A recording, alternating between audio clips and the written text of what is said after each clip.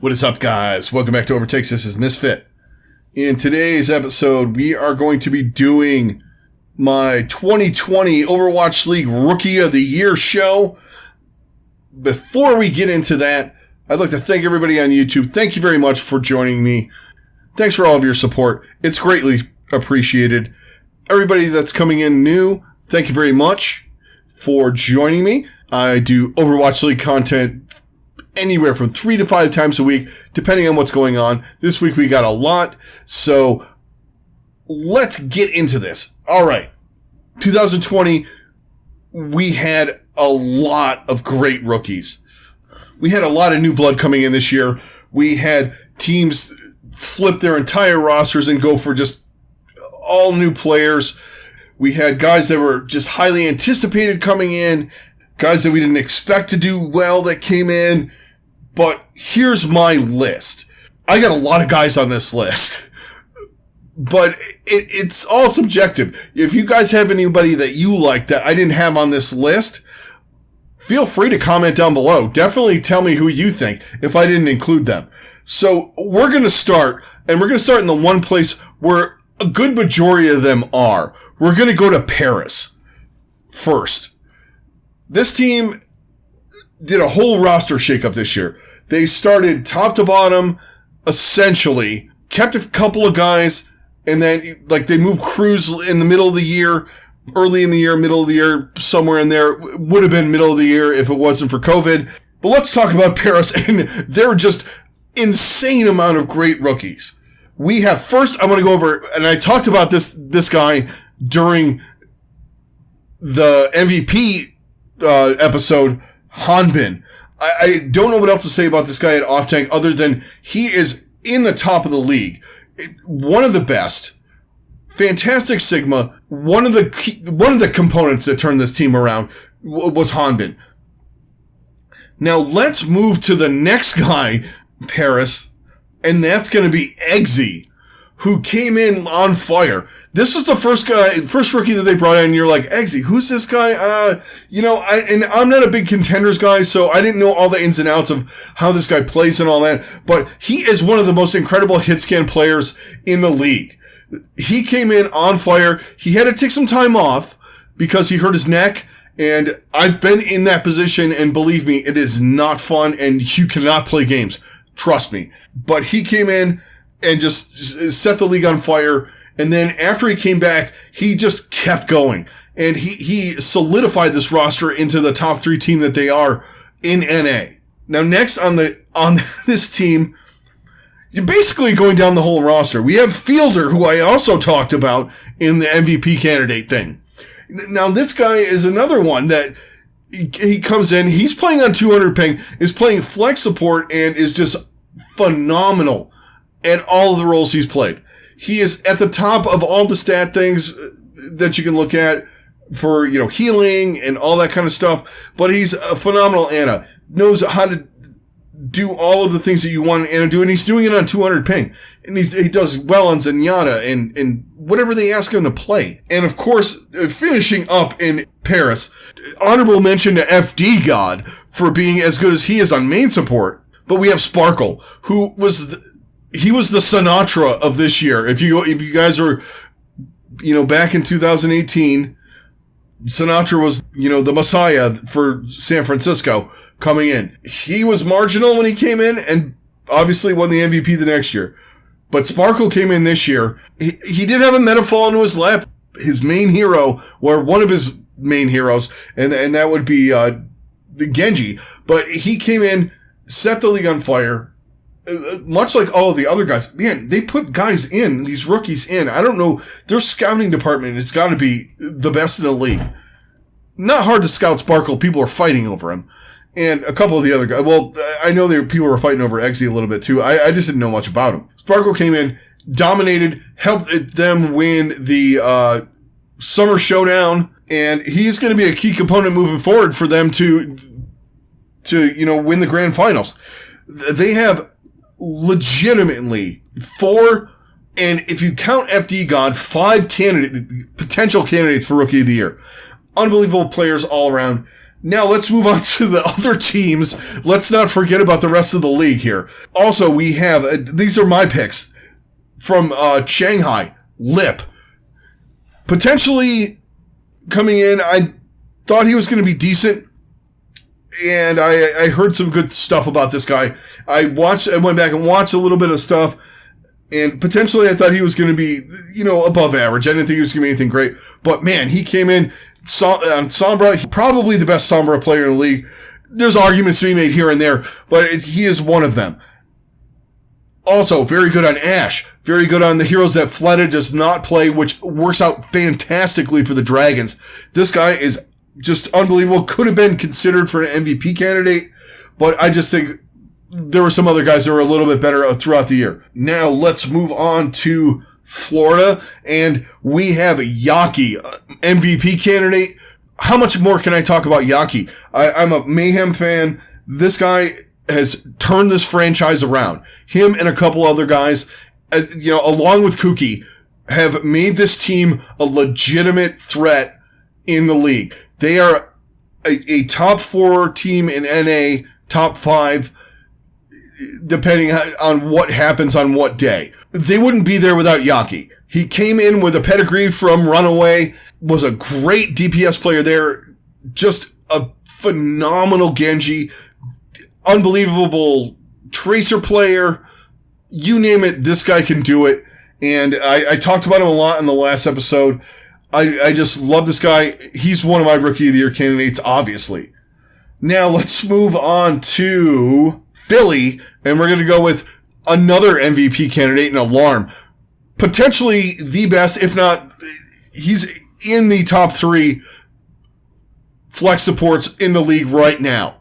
His Ana is unbelievable. Didn't get to see much of his Zenyatta, but when we did, it was filthy. We all thought he was going to do well when he came in. And much like Yaki for Florida, he came in and elevated this team. It's kind of like what Sparkle and Eggsy and Fielder did. These guys all came in and they took these teams that, minus Florida, and you could potentially say Paris, elevated them to a different level. He took Philly, who was a playoff contender. We're in the finals in year 1. And he's taken them and put them into a position to be in the top 2 in NA and in the conversation in the top 3 overall in the whole league. And a lot of it has to do with his play on support. Continually, I say this. He keeps Sato alive. He knows how to play with aggressive players. I can keep going. All the things he does on Ana are just at the top. So Alarm is one of my candidates.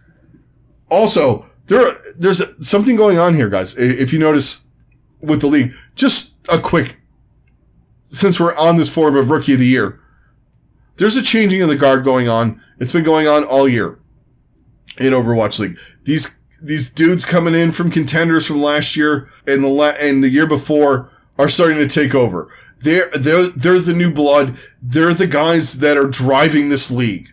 And a lot of them are MVP candidates this year. They're Rookie of the Year candidates. They're just starting to be the premier players in the Overwatch League. And I find it awesome. I just love the fact that we have this new blood coming in and from contenders and from, all corners of the globe, just filling the league full of these great new players, fresh blood, just out there doing unbelievable things on all of the heroes that they play. But back to it.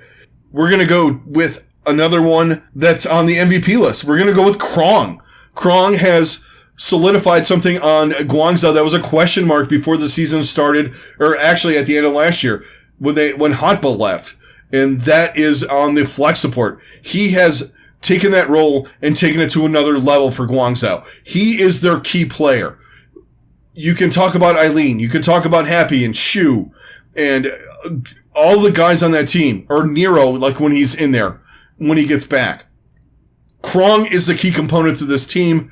He is one of the best flex tanks in the league, and he's playing in arguably the harder, quote-unquote, region right now, and he is arguably the best flex tank in APAC right now. Void gives him a run, but he is, in my mind, he has changed his team. He's made them better and better, especially as he's gotten more comfortable in the league, playing with this team. They've looked so much better with him. That's why they're one of the favorite teams to come out of APAC to go to the grand finals. Let's go back to NA now. We are going to go with Ons from the San Francisco Shock. Just when you thought they couldn't get any better, they find a god-tier Widowmaker in Ons. And Hitscan.